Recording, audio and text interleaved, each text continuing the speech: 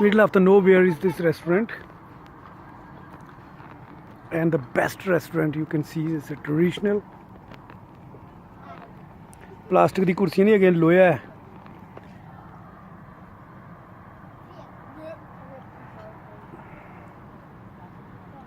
And you can also sit inside, but today the weather is very nice, that's why people are sitting out.